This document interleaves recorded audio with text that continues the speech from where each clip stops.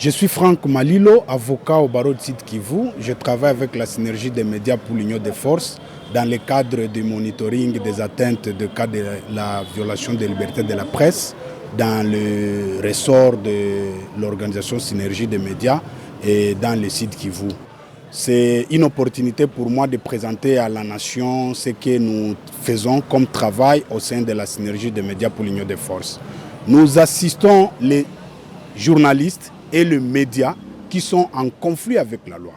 Les journalistes qui sont arrêtés, qui sont interpellés, qui sont incarcérés sans même connaître les raisons de leur incarcération par les services de sécurité, soit c'est l'ANR, c'est la police, ou ce sont des seigneurs de guerre parfois qui mettent à terre les journalistes dans le cadre de la profession de leur métier. Alors, nous sommes là comme les gardiens de ces journalistes, comme gardiens de ces médias qui sont en train de souffrir jour et nuit pour partager l'information qui est un droit constitutionnellement garanti dans notre livre d'or, la Constitution de 2006. Nous avions partagé, nous venons d'ailleurs dans cette salle où nous étions en train de célébrer la journée internationale de la liberté de la presse.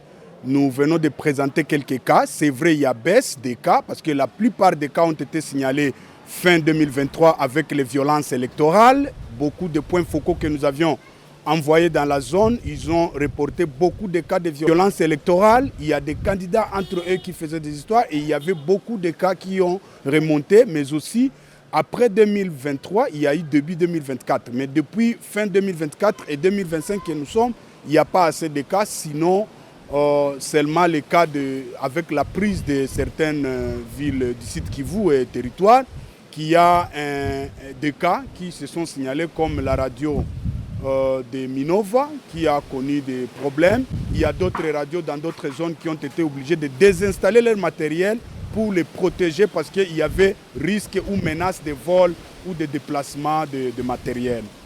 Alors dans ces cas, nous avions juste présenté les cas illustratifs et à Uvira, on n'a pas été trop touché, si pas les quelques cas isolés des journalistes qui ont été dépouillés de leur téléphone par exemple.